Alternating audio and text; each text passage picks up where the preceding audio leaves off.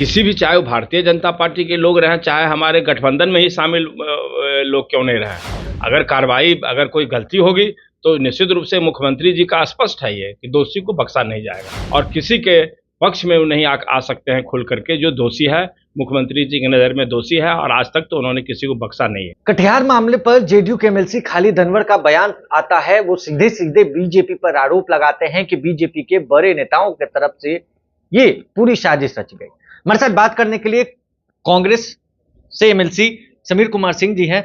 आप ही के दल के एमएलसी हैं, अलग महागठबंधन खेमे के ही हैं। वो कह रहे हैं कि बीजेपी के बड़े नेताओं का हाथ है इसमें, किस तरीके से देखते हैं? हम लोग तो माननीय मुख्यमंत्री जी ने स्पष्ट निर्देश दिया है, पुलिस महकमा के जो बड़े अधिकारी हैं वो जांच में लगे हुए हैं और जब तक जांच का प्रतिवेदन सामने नहीं आ जाता है तब तक हम लोग किसी को जिम्मेवार नहीं ठहरा सकते हैं। हो सकता है अनवर साहब को विशेष सूत्र से जानकारी कुछ हुई होगी, लेकिन अभी हम इस पर कोई टिप्पणी करने की स्थिति में नहीं है। जब प्रतिवेदन आ जाएगा, पुलिस पदाधिकारी प्रतिवेदन अपना सुपुर्द करेंगे तो निश्चित रूप से माननीय मुख्यमंत्री जी सख्त कार्रवाई भी करेंगे, दोषी को नहीं बख्शा जाएगा।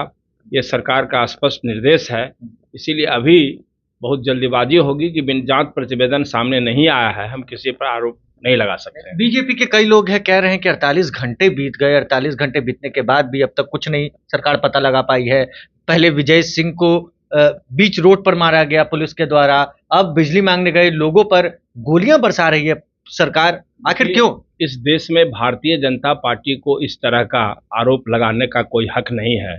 मणिपुर में उनको 48 घंटा और 72 घंटा यहाँ बिहार में दिखलाई पड़ रहा है और जहाँ पर तांडव हुआ 80-85 दिनों से हो रहा है, महिलाओं का चीरहरण हो रहा है, वहाँ क्या वो धृतराष्ट्र हो गए, अंधे हो गए हैं क्या? जरा देखना है आंख खोल के तो देखिए वहाँ मणिपुर में क्या हो रहा है।